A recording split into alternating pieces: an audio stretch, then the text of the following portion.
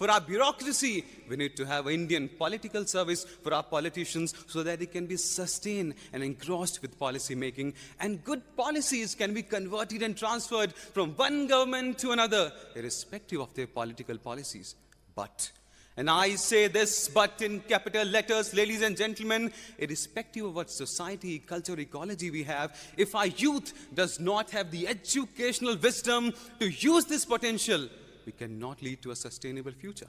Today, I live in a nation, unfortunately, ladies and gentlemen, where a cigarette which can kill you is sold openly, but when a girl has to buy sanitary pads, she has to hide them in black polythenes. Today, I live in a nation where it's been 77 years since the white man has left this nation, but we are still living in that inferiority complex, using fairness creams to whiten our skin, whiten our culture, whiten our education, whiten our standard of life. In this era of globalization, we need to understand as young people that I can wear an American shirt and a Polish pant and a German watch, but my identity, which is going to be decided by the education structure I've been part of, has to stay Indian, ladies and gentlemen.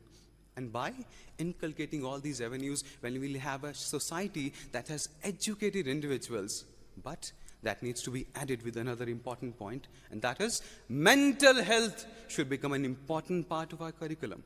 Dear politicians, dear students, dear judges, today in this era of social media, where we feel more connected than ever, we have become most isolated.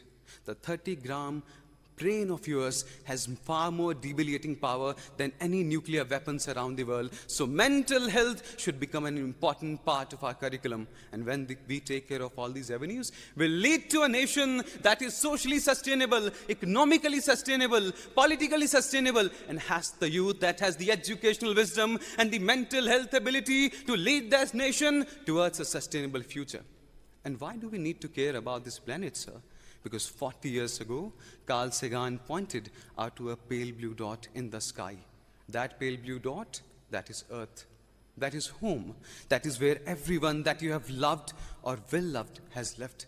That is where Leonardo da Vinci dreamed about Mona Lisa. That is where man dreamed about stepping onto the moon. That is where Buddha gave his sermon. And Ram went on a 14-year journey, I believe, from dusk to dawn.